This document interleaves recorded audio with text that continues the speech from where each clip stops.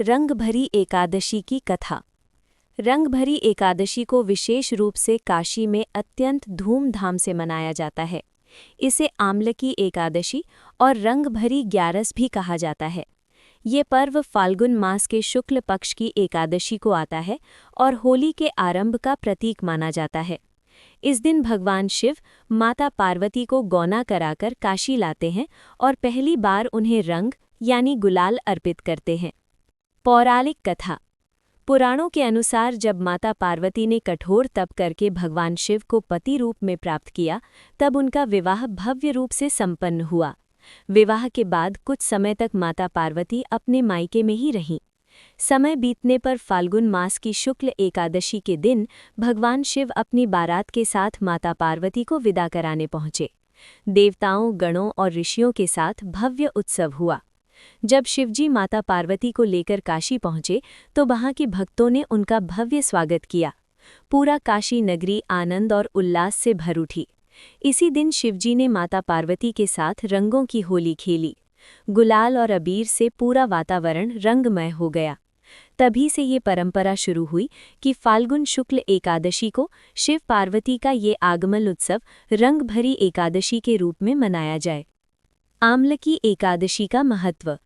इसे आमलकी एकादशी भी कहते हैं क्योंकि इस दिन आंवले के वृक्ष की पूजा का विशेष महत्व है। कहा जाता है कि आंवले के वृक्ष में भगवान विष्णु का वास होता है। जो व्यक्ति इस दिन श्रद्धा से व्रत रखकर आंवले के वृक्ष की पूजा करता है, उसके समस्त पाप नष्ट हो जाते हैं और उसे मोक्ष की प्राप्ति होती है।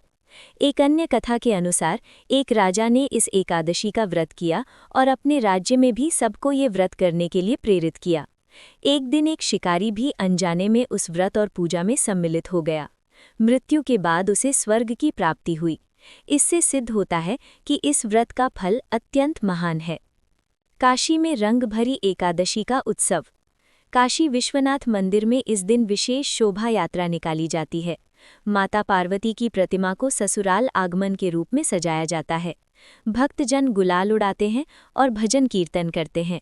ऐसा माना जाता है कि इसी दिन से काशी में होली का उत्सव औपचारिक रूप से आरंभ हो जाता है। व्रत विधि। प्रातः स्नान करके व्रत का संकल्प लें। भगवान विष्णु और शिव पार्वती की पूजा करें।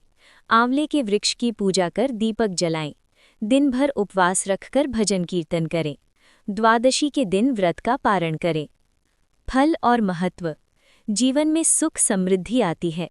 दाम्पत्य जीवन में प्रेम और मधुरता बढ़ती है। पापों का नाश होकर मोक्ष की प्राप्ति होती है। घर में सकारात्मक ऊर्जा और आनंद का संचार होता है।